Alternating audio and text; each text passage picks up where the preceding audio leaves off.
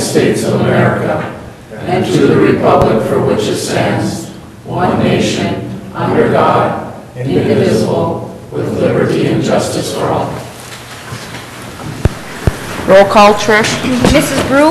Here. Mr. Kramer? Here. Mr. Menegini? Here. Mr. Oja? Here. Mr. Pop? Here. Move on to the approval of the agenda. Is there any changes? No changes. I need a motion on the approval of the agenda. I make a motion to approve the agenda. Support. Mr. Kramer? Yes. Mr. Menegini? Yes. Mr. Oja? Yes. Mr. Pop? Yes. Mrs. Brew? Yes. We'll move on to the approval of the minutes of the regular meeting of February 19, 2018. Is there any questions on that, or I need a motion? I'll make a motion we approve minutes of regular meeting of February 19th, 2018. Support. Mr. Menegini? Yes. Mr. Oja? Yes. Mr. Pop? Yes. Mrs. Brew? Yes. Mr. Kramer? Yes. And we'll move on to the manifest. I have a couple things. Ray, on the police department, 1 of 7. I see we're ordering shells for practicing targeting or whatever. Are those same type of shells that they can use on duty? Or is that just a practice thing? I'd have to get back to you on that as to whether they order practice rounds. I know they got live rounds. Do you guys know that? Your practice rounds, are those the same rounds you use for regular, or are they? I don't believe so, no. Yeah, probably not. Okay, on page 2 of 7, we have on the refuse collection, Loadmaster 2-handle bracket for $101. I mean, what's it for? That's all it says is a handle bracket. I'll have to double check on that one. And I just want to bring up last week, or last meeting, I had asked about a couple of questions about charges from Peterson Welding on the manifest, and, you know, I think that maybe we can change something in our agenda when we go over, we ask you questions, the following meeting, we get the answers, but maybe the public who sees it on TV, or they get the answers too. Sure. We know we're getting it, so that can prove to them that we're getting the answers, and the answers for them. Like the Peterson Welding that I had, when I asked for the $280, is that a flat charge? Well, there's a couple jobs that they did. It wasn't just one job. Yeah, there's a flat charge Yep. for the first hour, and then another charge for the next hour. So it's $100 that first hour, and then charges for hours after that. Now, is that something that we can do, add to the agenda, or add to when questions for the manifest that is read out? Sure, I mean, I could just, at the end of the current one, then we could just bring up what was asked from the last one and answers. However you guys want to do it. I think the public would like to know if we had questions that, then here's the answer for it. Okay. Okay. Sure. That's all I've got. Mr. Kramer? Mr. Menegini? Page 2, just down on the bottom, the second from the bottom in that first section, general fund, maintenance building, Delta Door Company, garage door repair, parts, new spring, $4,400. What? I have that one too. That wouldn't be the police garage door, because that had been done before, right? That's what I was wondering too. That's at Public Works. Well, that's at the Public Works? That's a Public Works, yeah, There's there's, the big door, right, Dave? Yeah. The springs on the big Four door? springs on one door, and then we had cable pulls repaired on the other doors as they were doing inspection. Oh, so it's not just one item, it's all, All the doors, and also going to end up in next budget cycle replacing the salt floor for the rotted it's the buildings that we built, so. But the springs are large springs, so you have to deal with them. okay, that's, I think I had one more, no, that's all I have. Mr. Oja? okay. All right, and then I also have a question on the garage door. Since David's here, David, do you have a description of the 2 handle brackets for refuse? That would go on the truck 130. That's just the It's on the handle inside the truck, packing unit itself. the handles were rotting or rusty on our breaking, we actually have to replace those for safety reasons. So this was in your department? Yes. Where was Okay, that at? Like I asked a couple weeks ago, just, if you do something, just put the number, whatever number rig it's on. It should be on there, and it's for what techniques that we want to do. Okay, thanks, Dave. Okay, do I have a motion on the manifest? I'll make a motion, we approve manifest 2018-5 in the amount of $284,425.23. Support. Mr. Oja? Yes. Mr. Pop? Yes. Mrs. Brew? Yes? Mr. Kramer? Yes. Mr. Menegini? Yes. At this time, anyone wishing to address the council on any agenda item shall do so now. If not, we'll have time later. We'll move on to appointments and presentations. Presentations, Mike Peter, Executive Director, WPPI Energy Incorporated. Mayor, thank you for giving me a few minutes on your agenda. Copies.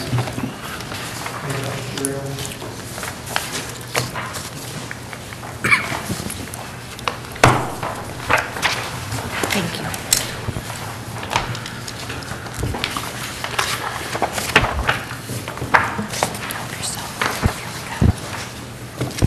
I'll go through the presentation, but really, answering questions is probably more productive than anything else. So if there's anything at all that I touch on that you want to explore more deeply, please feel free to ask as we go through the material. WPPI is your wholesale power supplier. We have a unique relationship with Norway, and then you also have your hydro facility.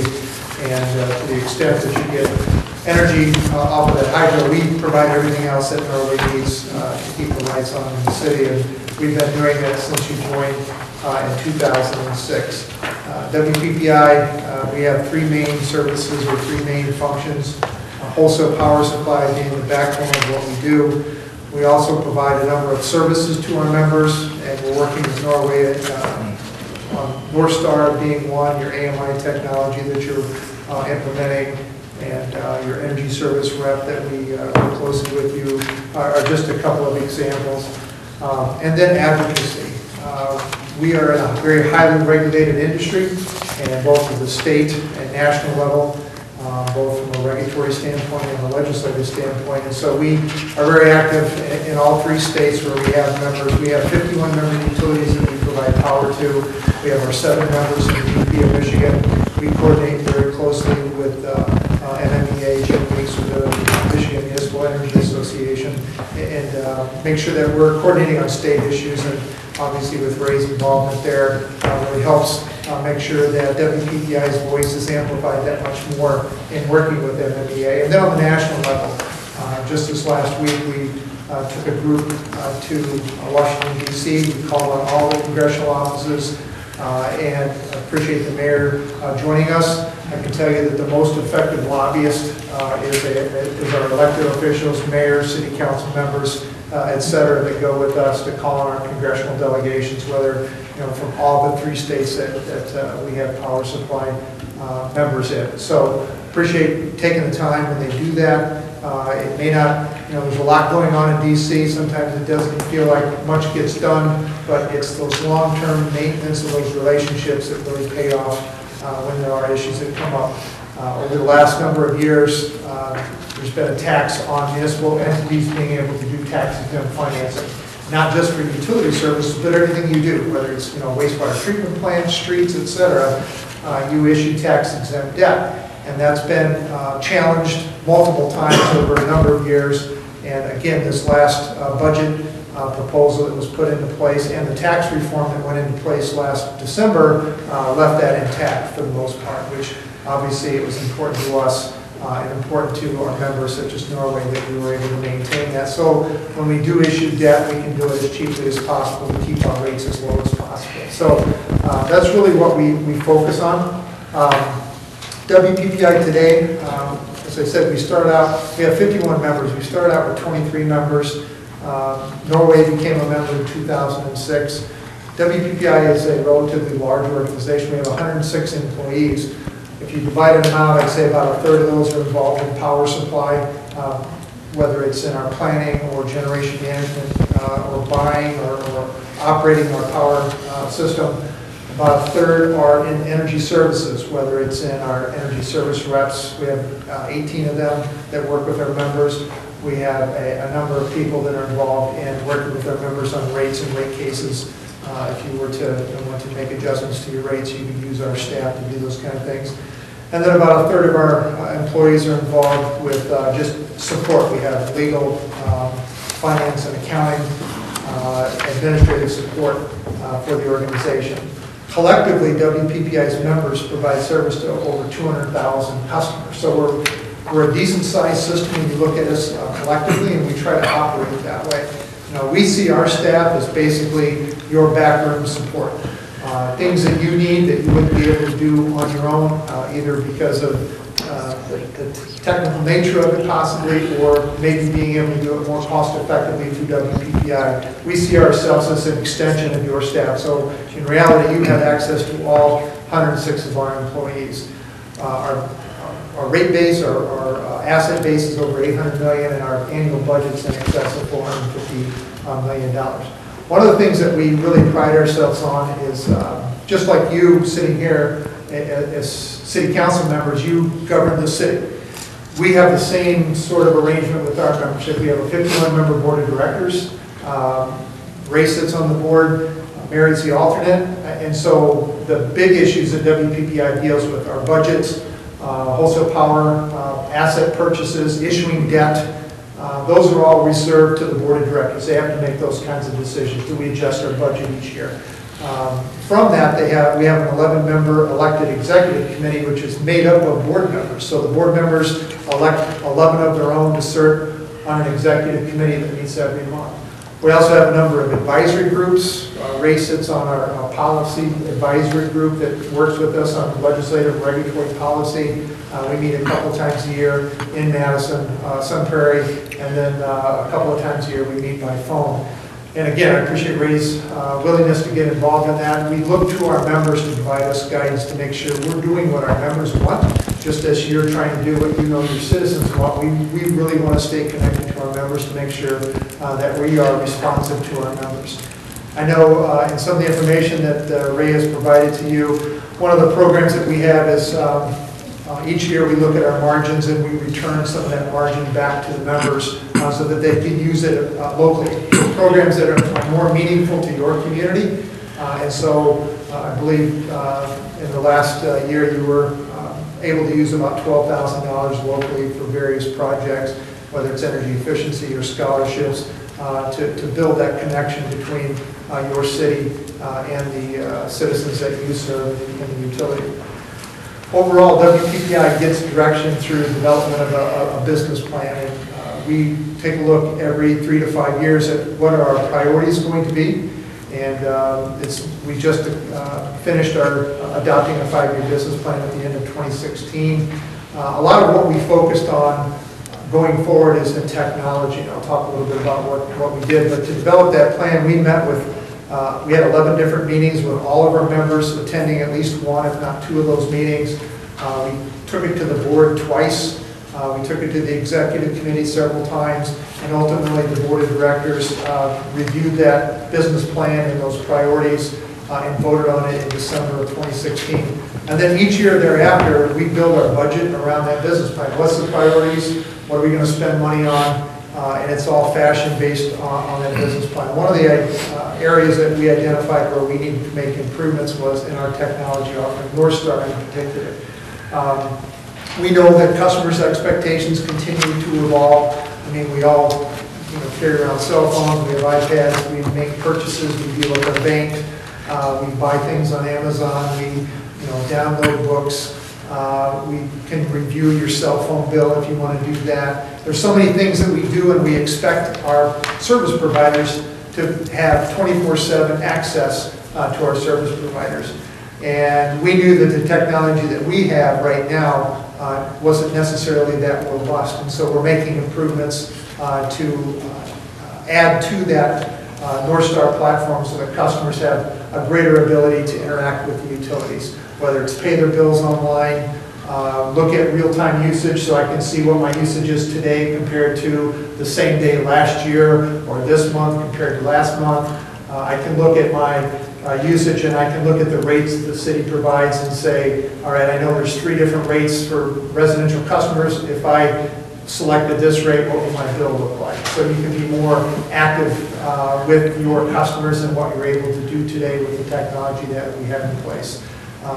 We have been piloting the software package with a couple of member utilities and plan to roll that out more broadly across 2017. I know we're working with you on getting North Star up and running, and you're converting to AMI, and I know you've got several hundred meters, and that's continuing to work. I think we're probably having weekly contact with you on the North Star and on the AMI technology as you continue to roll that out.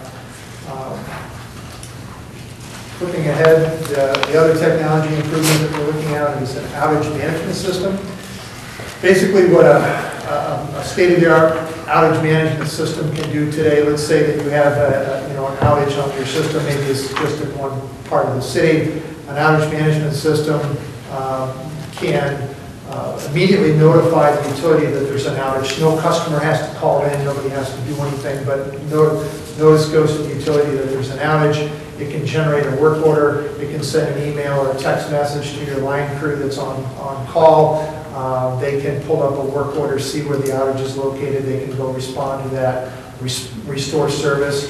The system again checks itself to make sure that it is back on, sends an email back to the utility saying service has been restored.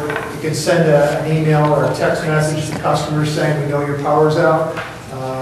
If you know how long it's going to take to restore that, the message can be crafted in such a way that says we know that we plan to have your power back on in 3 hours, whatever the case might be. And then when service is restored, another message can go to customers and say, your service is back on, but if that's not the case, please let us know. And all this can be done without customers having to call in. We know that, for a certain generation, it's not a big deal. Pick up a phone, make a phone call, say my power's out. But for a lot of customers, they don't want to call the utility. They expect the utility to know that power's out. They don't expect you to have to hear from them in order to know that power is out. So we're working on these types of systems, and we hope to have a pretty basic system in place for members that want to pursue that by the middle of this year, and then look at what is the next step for those types of outage management systems. We have 51 members. We know some of our members aren't going to want to have that state-of-the-art system. They don't want to incur the additional cost that is going to be involved. But we also know we do have some members that want to have a system of some sort. So we're going to look at various levels from a very basic system that would have a map on your web page that shows where the outage is. And so that customers can go online and see, is this a citywide outage or is it just my neighborhood? And make decisions on whether or not they make that phone call, all the way up to a state-of-the-art system that I described. Wholesale power rates are something that WPPI spends a lot of time looking at, and we want to make sure that we have wholesale rates in place that support initiatives that our member communities want to pursue. This last year, we made available a marketing rate, an economic incentive rate for new load or industrial load coming into a community. We have over 25 members that have put that rate in place. We actually have 2 customers, 2 very large customers in our service areas that are taking advantage of that discounted rate. The way the rate works is for the first 4 years of that new customers in one of our member communities, we buy their energy needs from the marketplace and then pass any savings on to that customer for a 4-year time period. Last year, it worked out to about a 30% discount from what the rate would have otherwise been had they been on the local utilities tariff rate. So we see it as a way to incentivize a customer to locate in one of our member communities, and then after that 4-year period, then you have that load on your system. You're getting the distribution costs recovered that you need, and then ultimately we all benefit by having additional load on the system. So that's worked very effectively, and we'll continue to look at ways to enhance our wholesale rate offerings so that you have more tools in your toolbox to serve your city and your customers. Let's talk about power supply planning. Obviously, that's a big part of what we do. 95% of all WPPI's costs are related to power supply. So when I talk about that $450 million total budget, 95% of that is power supply related, whether it's paying debt on a power plant that we own, buying fuel for that power plant. Transmission costs are about 15% of that total budget. And long-term power supply contracts that we enter into for wholesale supply as well. Last year, we announced 2 new renewable projects. In 2016, we did an RFP, a request for proposal. We knew that we had some additional needs that we had to fill in the early 20s, starting in 2019, 2020, and then starting to ramp up in the year 2021. We needed about 200 megawatts of generation and energy to continue to serve our member load. We did an RFP. We had over 60 responses from various suppliers, over 30 different suppliers who gave us proposals. And we drilled into those proposals and narrowed it down to a couple of developer-based projects that we pursued more aggressively. The first one that we signed a contract for was the Point Beach Point Beach Solar. It's being built around the Point Beach nuclear plant in northeast Wisconsin, around 2 rivers. It's going to be a 99 megawatt solar facility. It's going to be one of the largest in the upper Midwest when it comes online in 2021. From our standpoint, that was the lowest cost option that we had for new resources that were looking for us. It was a lower cost option than building a new natural gas plant. No one's building new coal plants. Nobody at this point in this part of the country is building new nuclear. So when we looked at this solar project versus a natural gas combined cycle plant, for us this was a better fit, more cost effective. It actually reduces our average cost long term, and so from our standpoint, we have the benefit of adding more renewables, but cost effectively. It actually reduces our cost over the long term, so that was a good fit for us, and we signed that contract. We went back to those 60 proposals and looked at if there was any others that were cost effective. We ended up negotiating a contract with Energy to develop a wind farm in northern Illinois. That's actually being constructed right now. It'll come online. It'll be commercial by April of this year. We'll have that resource in our portfolio June of this year. 132 megawatt wind facility, again, most cost effective from our standpoint as an energy resource. And we looked at what it does to our average cost over the long term, and it reduces our average cost. So again, it was a win-win. More renewables at a lower cost compared to combined cycle natural gas or a long-term contract with an investor-owned utility. So again, it was a good outcome for us. When the Point Beach solar project comes online in 2021, we'll have 40% of our generation, our energy will come from emissions-free. When you add nuclear plus renewables, so when you talk to your members, you guys have a high concentration of hydro. That's fantastic for your community and your power supply, and you add that to what we provide with 40% of our resources being emissions-free. Norway is probably one of the leading utilities in the state of Michigan with respect to renewable resources. So you're in really good shape from that standpoint.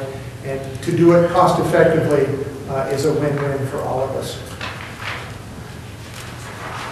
Talking about rates and where we're going, I gave you a copy of this bar chart. As you can see, our rates have been pretty flat from 2013 into 2018. On Wednesday, our board of directors is going to take action to actually reduce a little bit the rate for 2018 by about 3%. So that number is going to be closer to $75 than $77. So if you look at it being $75, it's actually lower than what it was in 2013. Why that's happening is tax reform at the national level.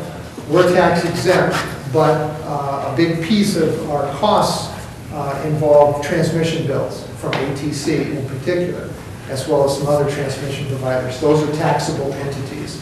And so when their taxes go down, the amount that we pay goes down as well. There's a formula that is based on 35% tax rate. Their tax rate's going to 21%.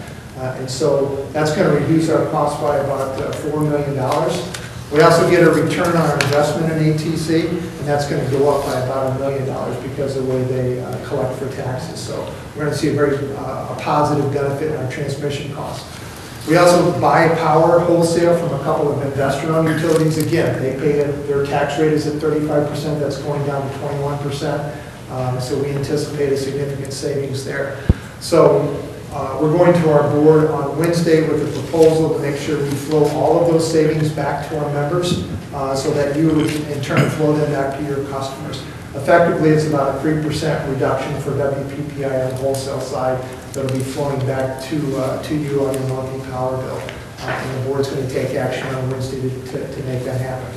Going forward, the next 4 years, our rates, we're projecting that over the next 4 years, they'll be relatively flat as well.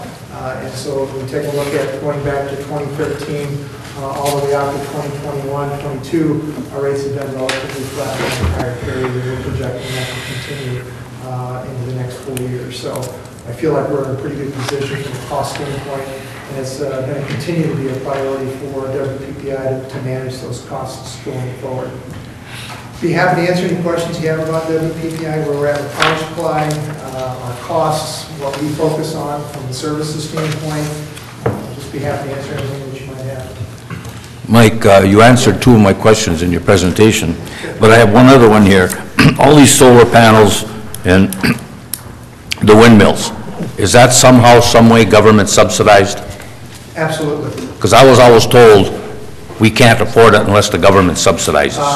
I can tell you that for both of these, and when you're talking about government subsidy, it's basically there's a production tax credit and an investment tax credit that goes to solar. And the value to the developer of the projects that we're buying into, 50% of the value is those tax credits. And so the cost to us would be substantially higher but for those tax credits. Those tax credits are winding down.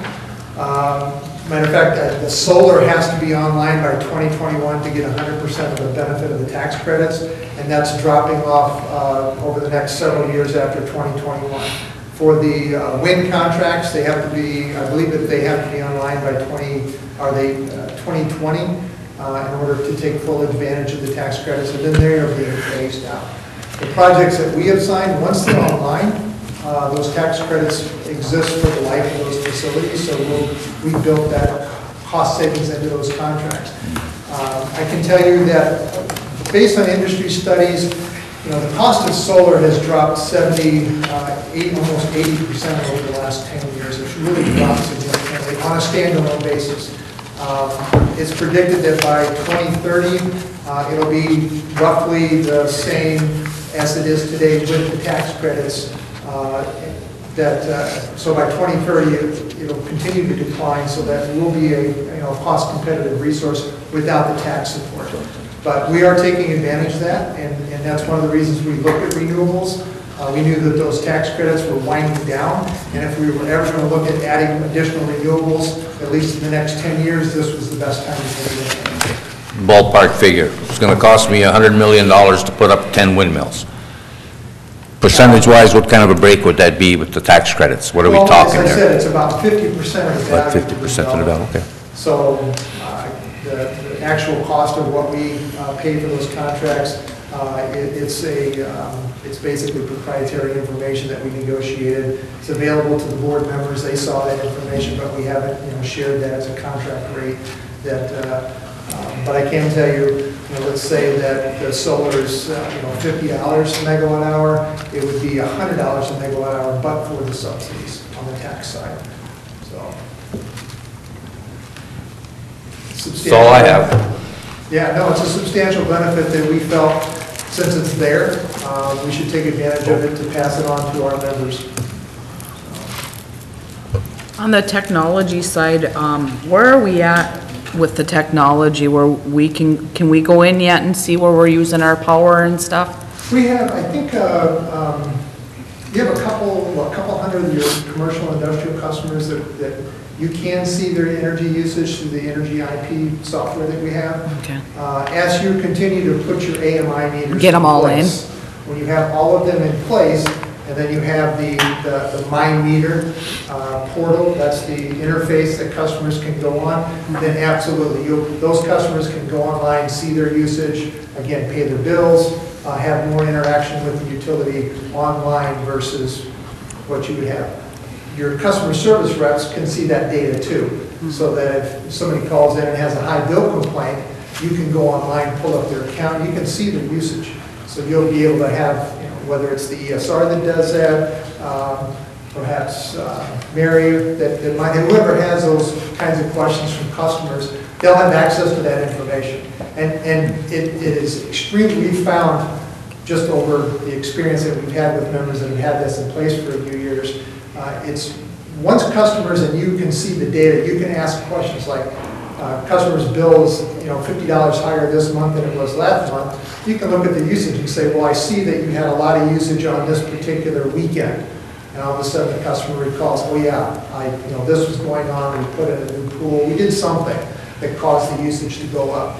And so it really helps in having conversations with customers about what their usage is, why it's higher than it was, or maybe what they anticipated.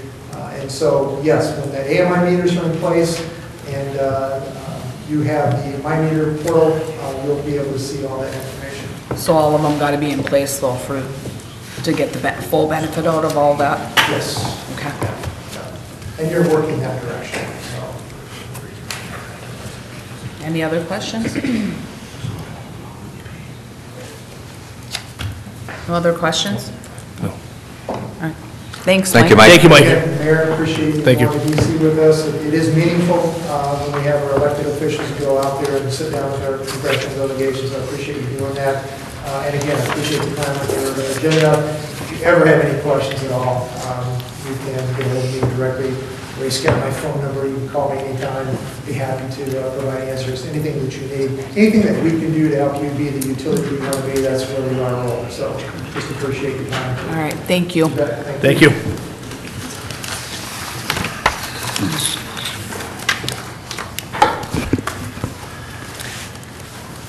We'll move on to approval USDA RDW WTP project pay request. Okay, the first item on communications is a pay request, standard pay request that you've been seeing through on a monthly basis. It's for the wastewater plant. Pay request is for $66,883.57. Details on that request have been provided in your packet. If you have any questions. I do have a question, Ray. Is there a way we can get this itemized? I mean, Champion is requesting $66,000 out of this. Or, yeah, $66,400. And then the mod space for the trailer rental is $443. Who is Champion paying out of this? There's within the packet, I mean, there's a breakdown of what the activities are. So I believe that you should be able to see what, yeah. I did a call, we were talking earlier, there's Oh, okay. about $59,000 in mechanical, and about $8,000 in electrical. Then there's some miscellaneous things.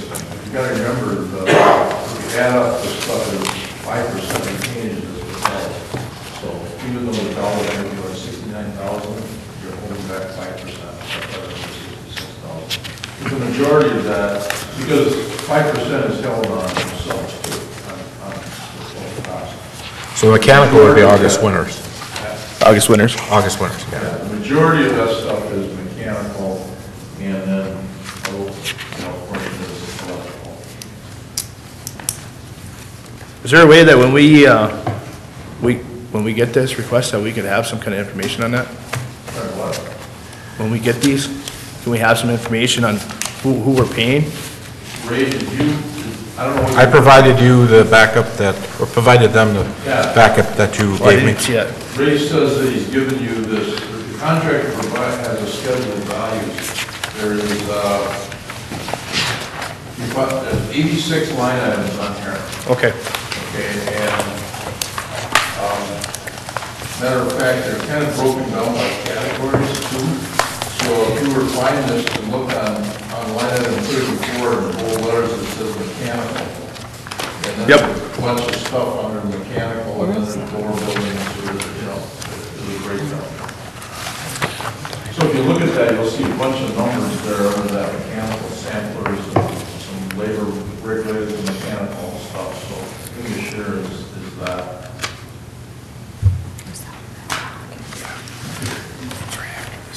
The percentage GC, what does that mean, Bruce, on there? Pardon? When you go onto the continuations sheet, you get into like A, B, C, D. In the G category, it says percentage G/C. Is that completed work? Is that how much of the work is completed? Yeah, that is the percentage of the work that's been totally built, that's 100% complete. Hey, Bruce, why don't you come up the podium? Oh, yeah, that's what that is. That's, the GC is general contractor, but it actually, there's lines for all the work and all the stuff, so. Yeah, I don't know if you've got particular concerns about any of this, but these things are pretty standard stuff. We don't recommend approve these, without, Warren actually goes over these in detail. When the contractor submits his percentages for each item for the current period, he looks at those and many times that has input to reduce them. So it's been a process all the way through. I should make you aware, and I wouldn't bring these to you if I didn't feel they were.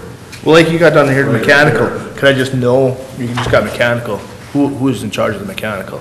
That's what I'm asking. There's a, the foreman for the mechanical Yeah, contract? so this is going to August Winters. Okay, well, all you got is the mechanical, I'd like to know it's going to August Winters. Well, if you read if you look at, did they get the front page right? Yep. If you look at the lower left of that front page, there's a contractor certification there they sign. If you read all that, it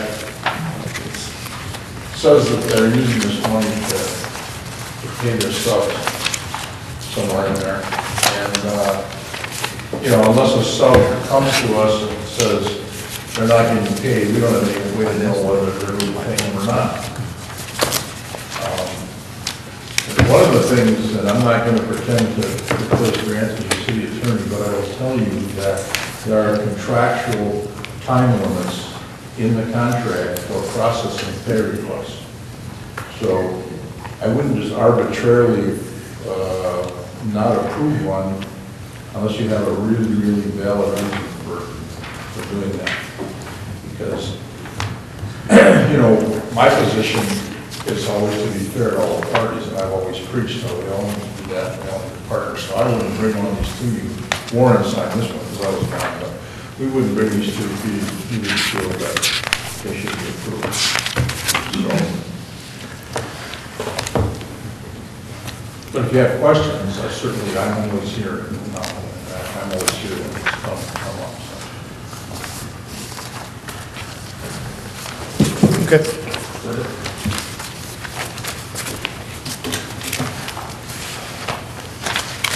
Any other questions on that? If not, I need a motion.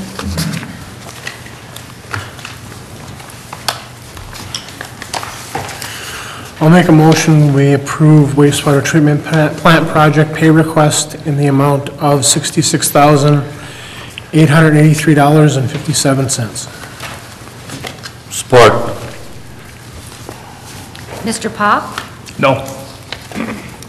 Mrs. Brew? Yes. Mr. Kramer? No. Mr. Menigini? Yes. Mr. Oja? Yes.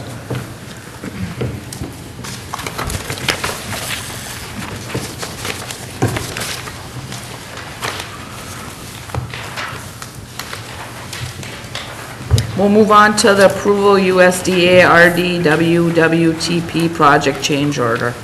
Okay, this particular item is a change order that has been negotiated over the last number of weeks.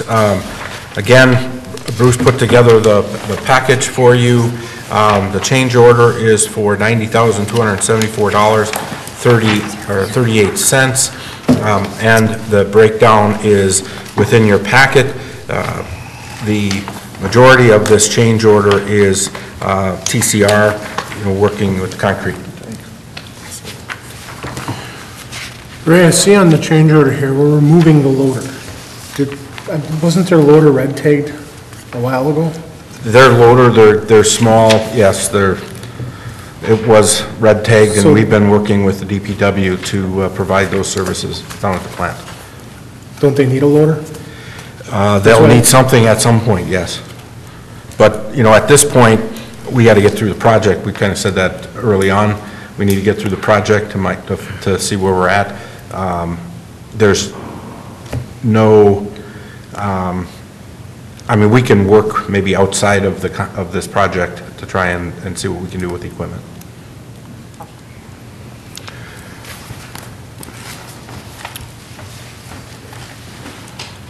Do I have any questions on the change order? Or comments? I just think we have, every project, we're gonna have a change order that comes in, and there are so many multiple change orders, and being a part of this committee, I'm not sold on anything till we get a lot of things straightened out before I can say, yeah, go ahead, and here's a change order for whatever, $90,000. I think there's a lot of issues that have to get straightened out before I'm okay with going forward. You might want to come up. Bruce, you looked through, I know we met a couple times, and so. The reason I really wanted to put this together was to get TCR their money. The other miscellaneous stuff on there isn't a big deal, and that could have waited, I suppose. But since we felt they were legit and we were okay with the cost, we put those together. There was a number of items that were submitted by Gunlock that are not on here, that are discussion items. Some are even credit that we're not convinced we're getting enough. So, but TCR's got the biggest share of this, and I tried to be as explicit as I could on that one as to why that happened and how it happened. I don't think there's any issues with that. There is a question about apparently a question came up by the operators that one of the tanks cleans harder than the other one. The color's a little different. The only thing that was different is the way they applied the epoxy on. We're actually, tomorrow Mike Haley's going to be down there with Tom Barrett at 8:30 to look at that. I tried to team Mike Haley up when Warren was there last week. I told him to come on Tuesday or Thursday, and he came on Wednesday. No, that's the guy from TCR. Yeah. So, to look at that. Yeah. But, see, this isn't approval to pay, this is to get it approved so that it can be then included in the pay estimate. So the change order isn't approval to pay TCR, it's just to approve that increase. This one, unlike the pay estimate, is not a contractually time-oriented thing. The biggest thing that happens if you don't approve the change order because of whatever reasons you have is that it's just going to delay the process to get TCR that money. Well, I agree with the TCR. Some of the other things on here I don't agree with. Well, I don't want a nickel and dime, but we spent it, or wrote a check out for $127,000 or whatever we did because the building was in the wrong spot. There's things here that I don't agree with. Yeah, and I understand, Scott, we were chatting, your reaction to $1,000 to Benson, that's a reaction. And it is small compared to project, but every small $1,000 adds up. we have backup data for every one of these. I didn't bring it, obviously. Number of hours, this, mark up the whole works. And Warren takes a look at that stuff. He's there when they're doing it. He keeps track kind of how much time they're spending on stuff. So when he looks at it, it's a reasonable thing. We don't nitpick a half hour or something. We don't get into that because many times that's just like throwing fuel in the fire. if you, I guess if you didn't want to approve all of these for whatever reason until you felt more comfortable and had a chance to look into something, because right now you really don't have any data other than looking at a number and saying, geez, that seems like it's too much for doing this. That's not really, hardcore data. So you could, if we wanted to move this along, I suppose, and I'm just thinking out loud here, you could approve whatever ones you wanted to approve, and if you authorize the mayor to sign a revised change order, we could prepare that and have that done, and then it wouldn't hold things up. We would just take off items, this, and whatever council would want to do. We feel that those costs, and they're pretty minor, really. We feel that they're pretty much legit. But if you want to have more information in order to decide on some of them, whatever ones they are, that's what I would suggest we do. That wouldn't hold up the process for TCR. And if an issue develops over this coding thing, when change order 2 shows up on a pay request, maybe we don't pay 100% of that. Because the change order is like an item. So if some of these things were like prices ahead of time and weren't done, when a pay estimate came up, change order 2 might be 80% complete. So that's the way those work. They work just like an added line item. So you can do what you want, but I guess TCR did a really good job down there. They had a lot of good input. And I just, how that goes with cash flow for companies, I just hate to see them take any longer than they can to get the money to them. Oh, yeah. We have a good relationship with TCR. You guys were working on that, I appointed you guys to work on that. Now, you said that, Mike said that there's a different color just because it was applied different? Well, there's a couple things here, Because I don't know if I buy that one. Those tanks weren't done at the same time. Yeah. You're going to find out that epoxy will bleach in the sun some. So there can be some color changes from that. The only difference that Warren said was that the first tank, they put that last epoxy coating on with a trowel. Okay. They actually put it on with a trowel. And they felt on the second tank it'd be easier to spray it on and then trowel it. Exactly the same material. And when Warren and I went down there after our meeting, we really couldn't, the operators weren't there. Yeah. We really couldn't, except for the color, we couldn't see what they thought that issue was with the washing thing. So tomorrow, hopefully, we'll sort that out when Mike's there. Okay. Yeah, because I don't buy it that it's a different color just because you put it on a different. Well, we don't know. Mike may have the answer for that. Yeah, and that's I what do we know talked that the about. sun will change some of that color. Yeah, that's a pretty drastic But change. There's dark spots in that 3 they weeks can't that it was clean on done. both tanks. To me, except for the color, the whole thing looked pretty much alike. Yeah, well, I don't know. The guy said that it was hard to clean or something. I don't know about that, but I do know that, okay, when they bring that up and you look visually, you can tell there's a difference.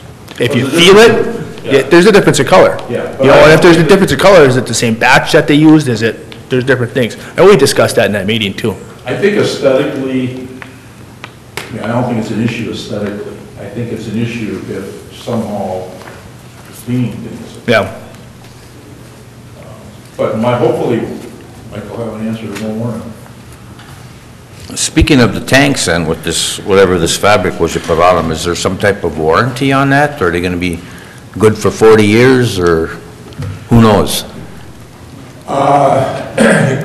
You're talking extended more than a normal contract warranty.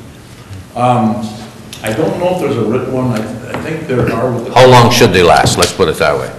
Well, according to what I know from talking to TCR, 40 years. Well, long time.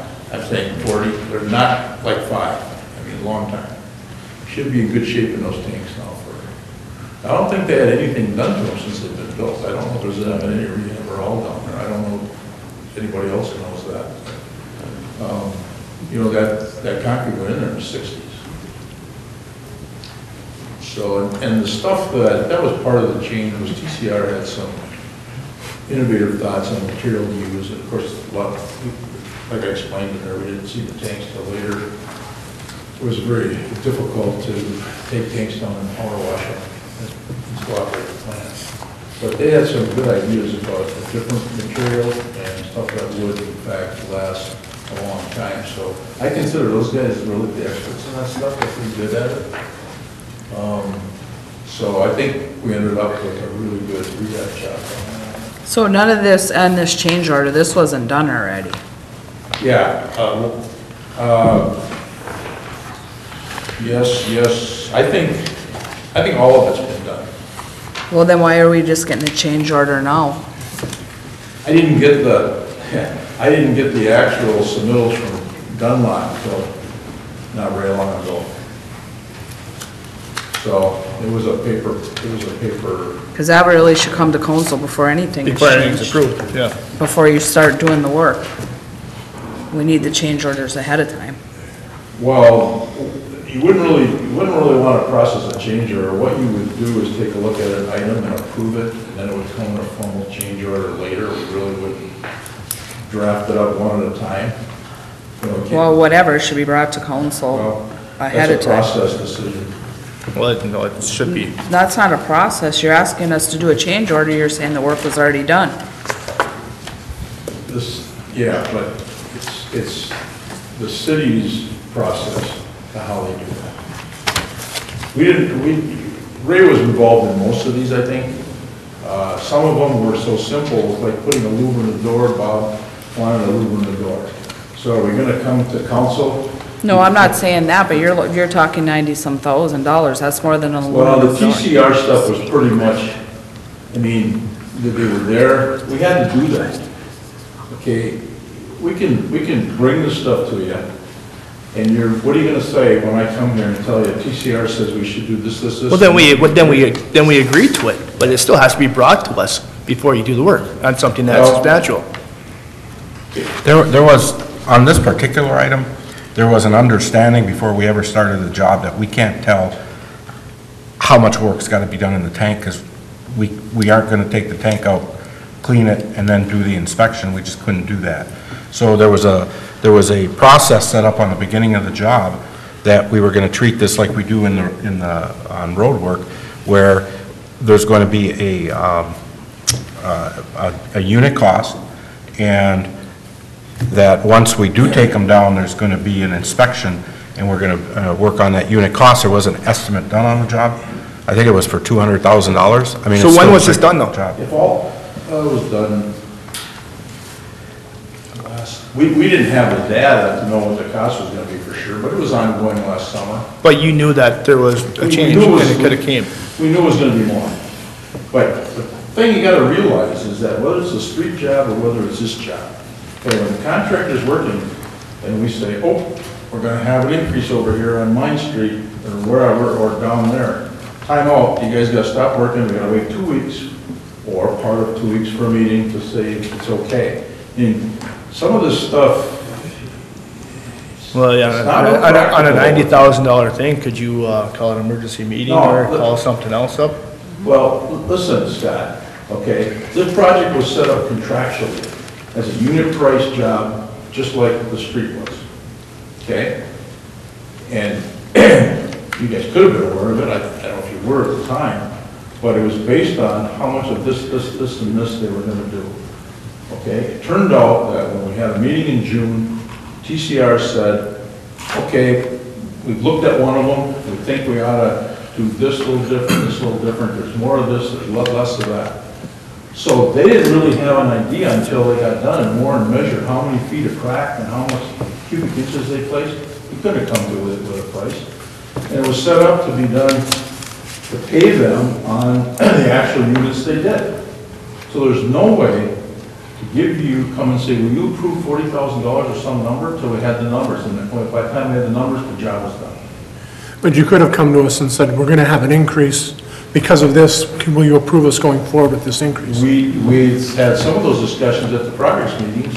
You didn't come to all of them, but you came to a lot of them. Some of that stuff was on the agenda. I was only at 2 of them. I came to all the ones for the street. Oh, that's right. I only was. But It was Maybe at two. the progress meetings, it's probably in a minute somewhere, not dollars, but what was going on in the job. It's very difficult to run projects like this when a 5-person council has to be involved in every little decision that comes up down there. 90,000's not a little decision. This one couldn't have been done a different way. I told you, it's just like Baco's contract. Okay, we had unit prices for stuff. We didn't know what the cost was gonna be till after it was done. Well, it just didn't seem with Baco or in the street project, we had these kind of problems. You didn't keep on coming with different change orders. No, we didn't, because what we did is, with the unit price contract, we accumulated stuff, and then we came with a balancing change order a couple times, and Baco was okay with the increases not being paid for, and there was a lot of decreases on that project too.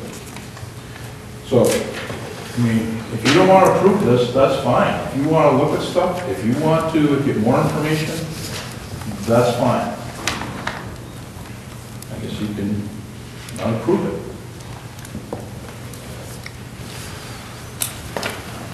What were the I council? mean, are there concerns that we shouldn't have had this increase in TCR's cost? Is that the concern? No.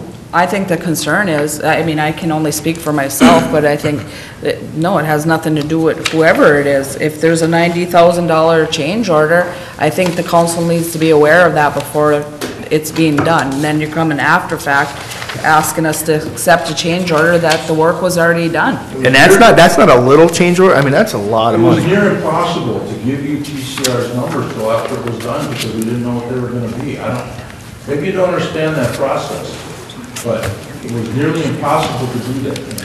Maybe it's just a little lack of communication where when they realized what was going on, they could have given us a little heads up. Even a heads up would have been fine, but We had heads up, but not at the council. I think it's bigger than TCR though. I mean. Yeah, well, I'm not, yeah. We're talking TCR, but it's all of them throughout this whole project. And that's where, I mean, the Yeah, change this orders just has keep nothing to coming do- and coming and coming and coming. And I understand that, you know, we've moved money around inside your budget already, but it's just a constant moving of money, This is only the second change order there's been on this project. which equals how much? I Well, mean, first one was quite a bit. yeah, that's what I'm saying. It's just that we want to be aware of them change orders, right? We don't want to see it after the work is done. TCR, yeah, they had to get down in the pit and actually see how much that was. But the ones before, we could have known previous. Yeah, I understand that with the Well, TCR. here's the thing there, Brett, is that when Dunlop gave us numbers for those big changes, how many months did we spend negotiating them because we didn't agree with them? Okay, now, months. You were at some of those meetings. Months, right? We could have delayed, told Dunlop. I was only at 2 of them and I don't. Yeah, well, okay, months. We went through looking at their detailed breakdown of costs and not agreeing with them. Now, the option would have been to call timeout, put Dunlop off the job, so you're not, because that was the first work that had to be done there. Okay, getting ready for that building. We could have said, let's stop the job, okay, and let's get all this sorted out, and then let's start the job back up in August, or whenever we came to agreement on those prices. I'm gonna tell you, I don't think that would have been your best interest or the best interest of the project. I think you would have been setting yourself up for some delays, for contractor delays, and some justification for additional costs, for maybe not getting done. That would have been the alternative. And the work was gonna have to be done anyway. You couldn't say we're not doing this. The building had to be changed and it had to be moved, okay? So, to try to get all that together and come to agreement on those prices that took months and months, because we didn't agree with their numbers, that would have been a whole nother ballgame.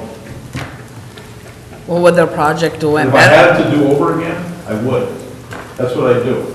I tell the So contractor all these to go change home. orders, is that because the building had to be moved? Pardon? Are The you- biggest things on that change order one, that's what they were. It was the movement of the it was the redesign of the building and the moving of the building. But based on what is going on now, And what was the total on that one? huh? Do you, what was the total on that one? That change order? Oh, it was 100. 127? 27. But it was the There were two items, it was 100, about I think there 170. was only those two 172. items on that change order, I don't remember. I think that was the only ones there were. This is the first thing you've seen with them, little fiddly diddly other stuff. But, you know, based on what you're saying now, looking back, if I had to do over again, I just suggested that you call time out and tell the contractor to go home. And then, I think the lumps would have been bigger, but I wouldn't have been one taking the blame for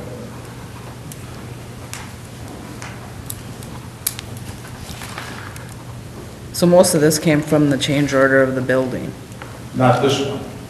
but the last one. The last The one. last one. And where did the design come from, the change order? Who's the one that designed it to be put under power lines that we had to We move did. it? I told you all that. I came to you with all that. Matter of fact, these guys were sitting in on a discussion about me and Hunt's involvement in that. I mean, I stood right here as soon as that came up, or at some point in time, I came right over and told you about all that.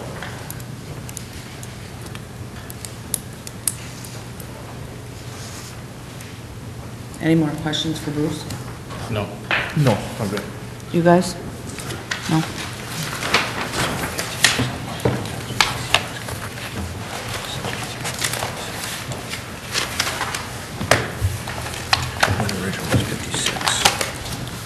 Any comments from the council? How they would like to proceed with this?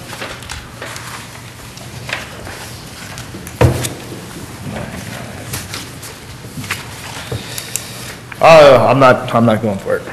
Like I said, there's so many things that gotta get straightened out before I continue with things on this whole project. I'm just the one person. No, I'm not supportive of this one either, at this No. point. Is there a motion? On the project change order? All right, we'll move on to approval of argon shaft pump replacement.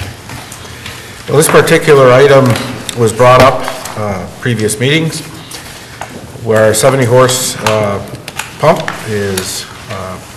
needs to be replaced.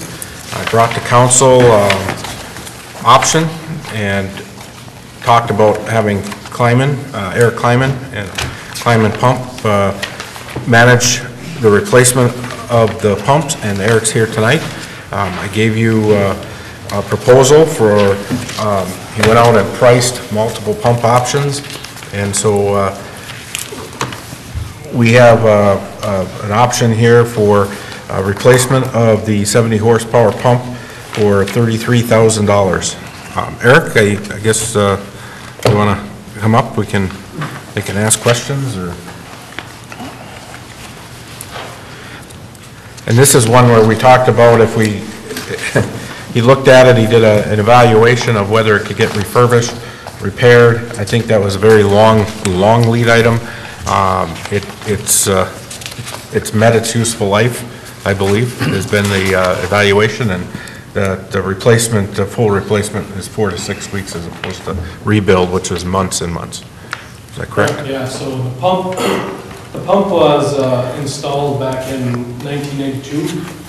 It's a 60 horse unit. The motor was probably reused many times before that, but because of the water that's in the argon shaft, even before the storm drain got brought in there and so forth, the water is an acidic water. Pump was put in 92 to have that long of a life. The pump is pretty good in terms of everything that's going into that shaft, even before things. But there was when we pulled the pump out, we had some people from Public Works there, and literally in the side of the two-stage bowl, there was a half-inch hole. So Dave had contacted us about the reduction in flow rate out of the pump and so forth, and that was probably a major contributor. When that pump was pumping, it was literally spraying out to the side and lot of power, a lot of lost production and stuff like that. So when we pulled it out, it was evident what was going on, plus there was a lot of wear and tear on the pump and wear sleeves and things like that. So when we pulled it out, we're just recommending that everything be changed out, down hole. We looked at stainless steel options, we looked at a lot of other things, and we looked at one-stage pumps, we looked at two-stage pumps, which is what you had in there. And our recommendation is to go back with that two-stage pump, just for the simple reason of wear and tear. You get a one-stage pump, and if you do have some sand coming in from the storm drains, things like that, it's going to wear a one-stage pump, bigger diameter, versus what it's going to do with a two-stage pump for. So we're also recommending to the city that you go with a new motor. So it's going to be basically everything downhole. We're going to hopefully keep the discharge head, which might be a discount on this project if we can reuse it again. But we're looking to maybe upgrade to a premium efficiency motor, and then also look to put a drive on this one. When E2P2 was in here doing their things for energy efficiency, they put a drive on both of the drives. So there's a switch, or there's a transfer switch that does one pump and then the other with the same drive.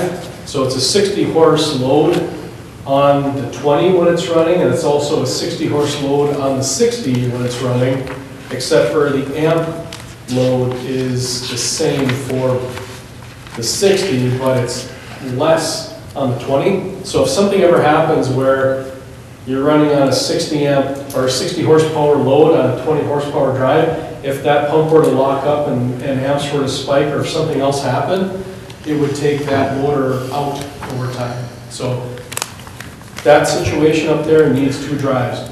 You have the big drive right now, which isn't going to be the big expense.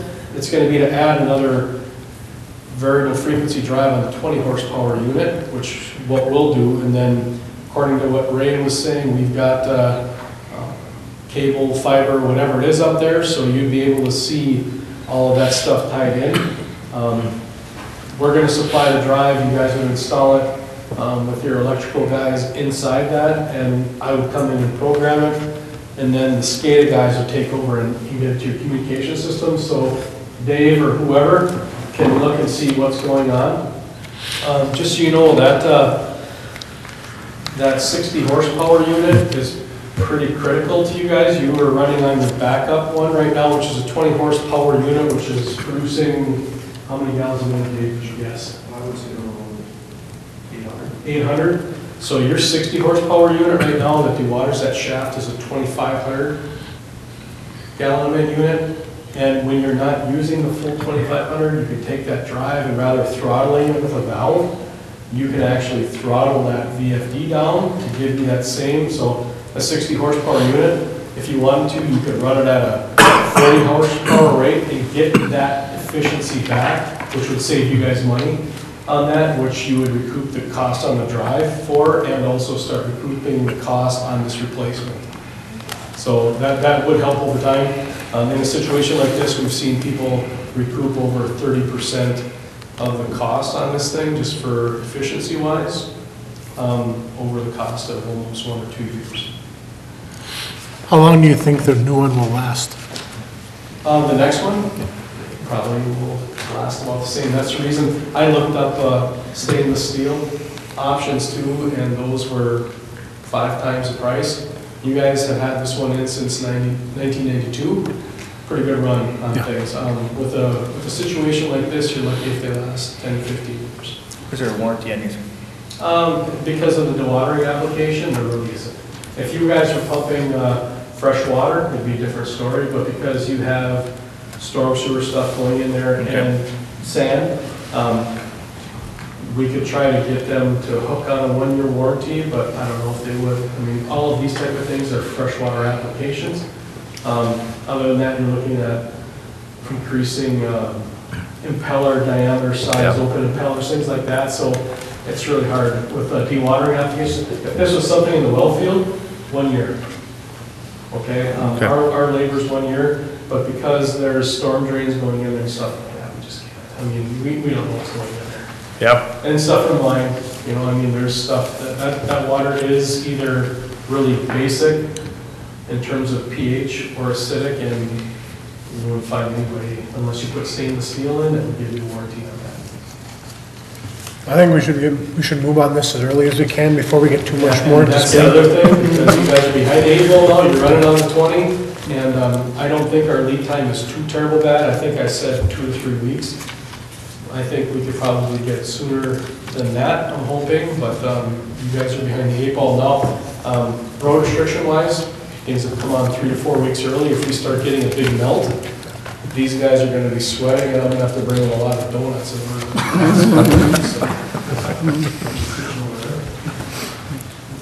I agree, we gotta move on this. Yep. Thank you. Yes, thank you. Yeah, if you have any questions, just feel free to ask. Ray, are we gonna have any issues if we don't put this out on bids and just go with Clyman? Well, I asked that question, you know, and because of the way he priced it out, they felt that that was getting multiple pricing. You know, Eric is the expert in the area on putting this together, so we're basically using him as a project manager on it. And since they worked on it already. Okay. Yeah. I'll just make sure we're not gonna get into any trouble. Well, and looking at the charter also, I think Ray's comment in asking that question was whether or not this provides a financial advantage to the city. This makes sense, and it costs more money than it's worth. If it's a financial advantage to the city, the charter allows us to do it without bids. Oh, okay. All right. Do we have a motion? I'll make a motion, we approve Clyman Pump and Well Drilling for the amount of $33,000 for the argon shaft pump replacement. Support. Mr. Kramer? Yes. Mr. Menigini? Yes. Mr. Oja? Yes. Mr. Pop? Yes. Mrs. Brew? Yes. We'll move on to the approval of computer network audit software. This particular item is something that came up in a audit, a police lien audit. We need to have this auditing software, computer network auditing software, on our system, or at least for the police department. When we looked into it, there's really no way or advantage to apply the software just to the police department. It really needs to go on the whole network. The way that they price out the number of workstations, we're going to be paying for as many workstations as we have in the city anyway, as a minimum. So in order to be compliant, we went out and did receive 2 quotes for the software. The low responsive quote was from Visual Click Software for $2,236. As I mentioned in my report, since this is going on the network, we are going to apply it in our normal general fund transfer system, so then it would go across all of the departments. Basically, this is mandated by the FBI then? Correct. This is something we have to have in order to be compliant. I know we have to have this, but if they want to mandate something, I believe they should pay for it. Do I have a motion? I'll make a motion, Visual Click Software be approved in the amount of $2,236. Support. Mr. Menigini? No. Mr. Oja? Yes. Mr. Pop? Yes. Mrs. Brew? Yes. Mr. Kramer? Yes. At this time, anyone wishing to address the council on any items of interest shall do so at the podium. State your name and address for the record. Limited to 3 minutes per person. Hello. Hello. Mark Sertich, 714 Brown Street. As you all know, I'm about audience, but why I'm here is my wife does a lot of walking, partly because she likes to walk, partly because medical needs, she has to get exercise. And as you all know, a lot of the city sidewalks are not cleared, not shoveled, so she's forced to walk in the street. And the snow from year to year doesn't seem to change other than the amount, but what seems to have changed the last few years is it seems like you have more traffic now than ever before, and you have more impatient drivers than ever before that want to get where they're going. And when she's walking in the street and you have two cars intersecting each other, there's not a whole lot of room. So she's been yelled at, honked at, come very close to an impact. So my question is, I understand you don't have an ordinance per se. My question is, what can we do about this? Can we enact an ordinance? What will that take? It's up to you, to the council. You know, when you look at our right-of-way ordinance in general, we enacted a number of years ago rules and regulations governing the area from the sidewalk, which includes the sidewalk, through the roadway. And that's to protect city property. There are some provisions within that that deal with maintaining the sidewalk and the residents' responsibility. I know the argument is that the sidewalk is the city's, but that does enhance the property value, and it is for public good. So very common for communities to have those types of ordinances.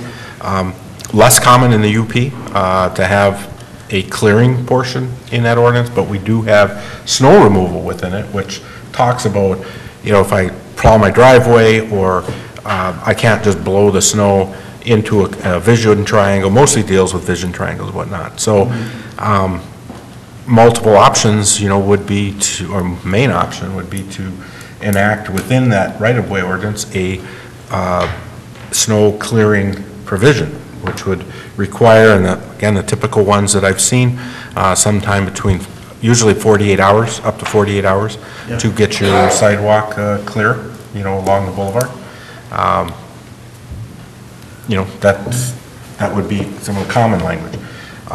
Again, you know, maybe communities like a Marquette, Houghton, Sault Ste. Marie might have it. No. You know, you don't get this much snow. No, but I'm just thinking, It's the amount of snow of any county in the UP. those are communities that have maybe a little more diverse demographic, a little more progressive in those areas. I know in Wisconsin, that's pretty common, you know, to have a more robust ordinances for responsibilities of the property owners. But again, in the UP, I mean, that's something that you guys will have to Can we evaluate. see what Kingsford does, what Iron Mountain does, or what? Yeah, There's somebody that's somewhat to the same amount that we get. Iron Mountain has an ordinance, but they don't enforce it. They have an Well, ordinance? I did check Iron Mountain's ordinance, and what their snow removal portion, it actually was very similar to our previous ordinance. It only deals with commercial. So when it comes to residential, they also don't have an ordinance for removing the snow off the sidewalk. Kingsford, same thing. You know, so like I said, it's. Well, I looked up the Iron Mountain one, it looked pretty simple to me. Yeah, it said commercial. Looked pretty commercial? It said commercial. Okay. Yeah, I mean, we can go over it. I'm Yeah. more than happy to sit with you. You know, and one of the things, you know, chatted a little bit earlier about was, I know the argument is, you know, that, you know, I can't physically, you know, keep that part of the walk clean.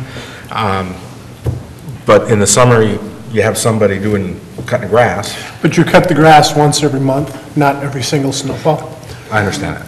I understand. I'm just saying. Personally, I would never support an ordinance requiring it just because of the amount of elderly, disabled, other individuals with difficulties, how hard it would be to maintain that. And then you have your sidewalk machine clearing some people's and not others. I couldn't support anything that required it. Yep. I mean, I'm just throwing options out there, Chairman. You know, if I could make a comment about Mr. Anderson, Mr. Oja. You know, as you all know, owning property, owning a home in a city like Norway, there's some responsibility that comes along with that. Part of the responsibility is maintaining it, cutting your grass and removing your snow. So if you can't physically do it, then you have to pay somebody. Pretty simple to me. Well, I wish it was that simple, Mark, but what are you gonna do about the poor little old widow that doesn't have anything, you know? I mean, and I won't say there's many widows, but there's a lot of people that actually can't or even afford to do it. But I will admit, you come in on US 8, and there were a couple of different times, the sidewalks on both sides of US 8 were cleaned. And I don't know who did it, but it's so impressive. I mean, it's a good image for the city, you know? But I don't have the answer for it. I have another option, possibly, if you might consider it, rather than trying to go through all the rigmarole of a motion or an ordinance. The city has the sidewalk machine. I know there is other cities in the UP that do this. I don't know what the cost would be. Just have the city do it all. How long would that take? Do all the sidewalks. Yeah, I don't think we have the manpower to do that.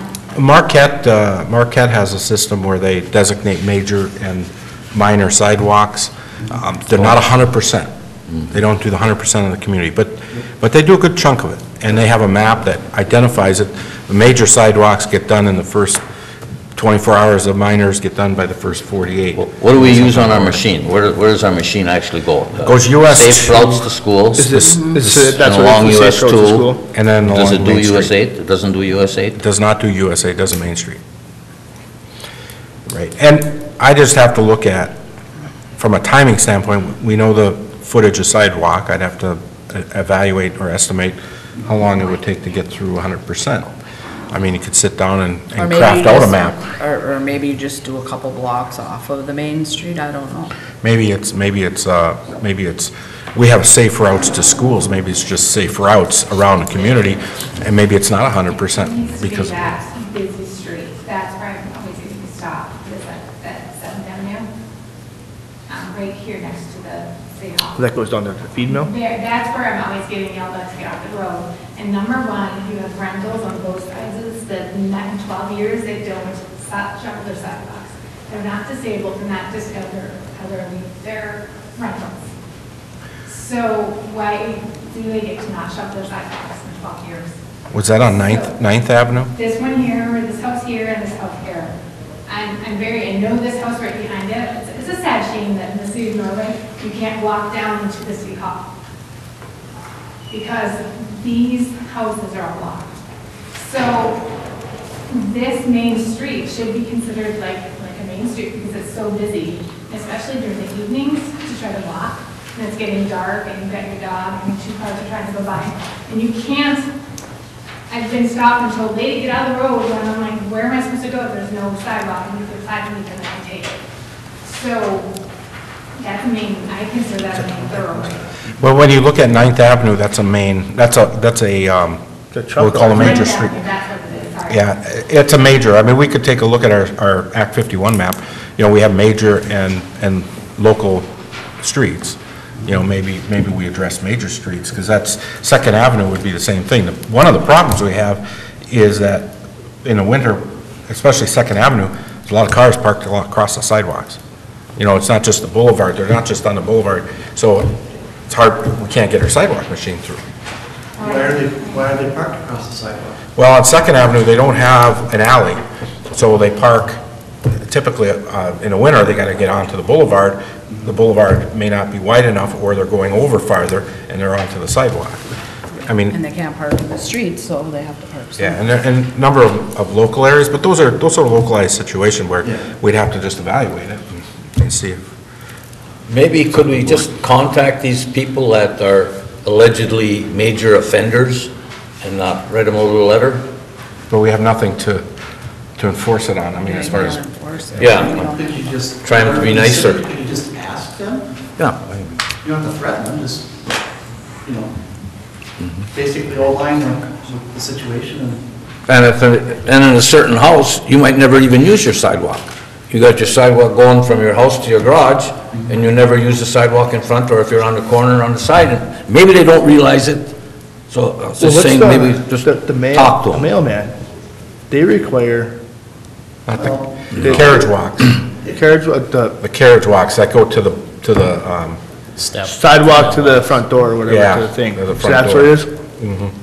Yeah, sometimes the mail person will walk in the street and then walk to the sidewalk, because the front sidewalk, like the house right up over here, Yeah. the rental, both sides are not shoveled. You can't get in there, I don't know how he gets in there. He goes in, the front walk is shoveled from the street.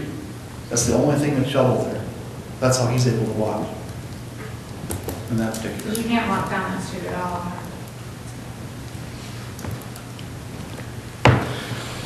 So where do we go from here? I think we check in to see what Kingsford does, West Iron, the Iron River, the smaller communities that get basically the same amount as we get, of snow, and see what kind of ordinance they have. And then we can decide from there.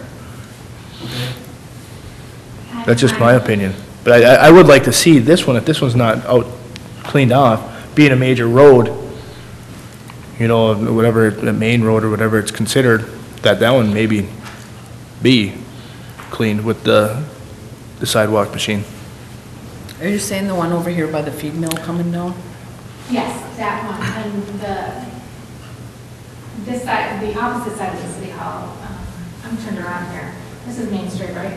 So the opposite side of the city hall, that house doesn't plow, and then well where that this house, on this side is of the town, and they maybe plow once a month, or not plow, shovel.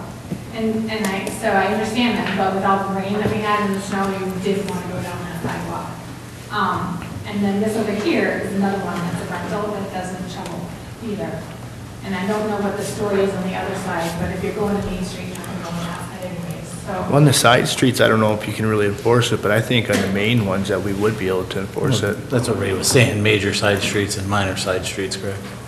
Or you could have us run our sidewalk machine up on major Do we streets. have time for that, though? I mean, is there? I'd have to look at our schedule, and that might be one option too, is go through and just look at our sidewalk map. Yeah. And identify major sidewalks. I mean, we could start that way, that direction. So there's quite a few that are the safe roads that are cleaned off, right? Oh, we do the safe routes. Yeah, safe roads. Okay. How many hours does that take, Ray? Any idea to do the safe roads? Dave, when is Kurt usually done? Do safe route for school and then US too? Yeah, Probably a day and a half. day and a half, and that includes Main Street. He comes down Main Street. We get that wet sloppy. Well, depends on the snow, yeah. None of that, so, the safe route to school, done right away, probably 4 or 5 hours, Okay. it's it. So you think it'd be a lot to add this road as he's coming back It to would be the? done after the next snowfall, could be a couple days later. Yeah. It wouldn't be, we'd have to look at the route. I would set up a square route, because if you start going down to everybody's, nobody's going to help you do anything. Yep. They expect you to do it. Yep. We've done USA, we do that when we come down the highway, we go down 8 and back, so 8 is done by our machine. So that one is done by our machine. Okay, so it is. That's why I say what we're doing in US 2 and USA corridor, that's at the same time. But to look at the routes, we'd have to lay out a route map, I would say, like if you're 9th Avenue, but hopefully the residentials will come through and help you out that way. But if you do all of them, you're talking about. I think we see what other cities are doing, Okay, and we can go from there. all right. But it is something that's We will gotta look be into addressed. it. Absolutely. Okay, thank you, Mark. Thank you. Thank you. Anyone else? If not, I'll move on to council comments. No comments. No comment? Lee? Oh, 2 comments, well, 1 question and 2 comments, but 1 question and 1 comment. This $175 million that the state is releasing for roads, Ray, are we going to get anything of that? We get Pennies. 21%. 21% goes to all the cities. 21% of the... 39% goes... Oh, 21% of that total goes, and how much? Well, 21% will probably get about maybe 1.5%, or maybe even less than 1%. Okay, well, be a little bit. A little bit, yeah. And I just want to say good luck. So not 20. Good luck to the Norway boys basketball team. They're starting their district playoffs Wednesday. That's all I have. Brett? I have nothing. Scott? Just got a question. I had talked to Grant, I know you were on vacation or whatever, or Ray, about a FOIA situation, coming to City Hall, if we can charge a percentage or charge the whole thing when they come in and request that FOIA. Change that policy here at City Hall to do something like that. I don't know where we're at on that. Also, where are we at with the property sale at Oakcrest? Well, we'll have to bring You think we'll you... get bit by spring break, we'll be... Oh, sure, within the next month, I should be able to bring. I have to bring to you the whole city property for sale list, and I've just need to add on or figure out what we're gonna charge for those properties. Because we have to look at the electric side of it. See. So that's the big thing, is just making sure that spring break, you know, as the snow's gone, people start looking, and that'd be a great time to have it done, up by. That's all I have. I see Mike's gone, but he thanked me for going out to Washington, but I would also like to thank WPPI for sending me out to Washington. It was a great experience, and I'm glad I got to be part of it. Ray? I don't have anything at this time. Grant? No, thank you, Madam Mayor. Girls? Nothing? Okay. I need a motion to adjourn. I make a motion to adjourn. Support. Mr. Pop? Yes. Mrs. Brew? Yes. Mr. Kramer? Yes. Mr. Menegini? Yes. Mr. Oja? Yes. Here, let me stop.